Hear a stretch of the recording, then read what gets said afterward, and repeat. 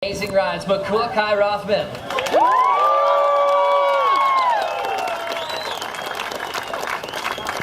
Coming in at 5th place, 11-time world champ, former Eddie Aikau champ, Kelly Slater.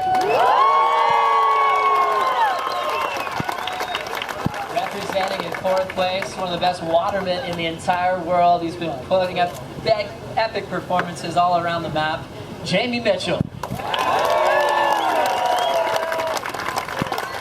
One man that's been on a roll. Some people say the best big wave surfer in the world. Had the leaderboard in his name for a while today. Coming in at 3rd place, Shane Dorian. A guy that doesn't ever age. He just gets better and better like a fine wine. A guy that dedicated his life to competing in the Eddie events. Coming in, runner-up in the contest, Ross Clark Jones.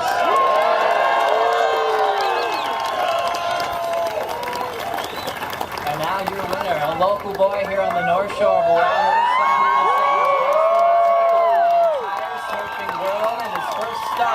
Take the quicksilver in memory of Eddie Aikau, your champion in 2016.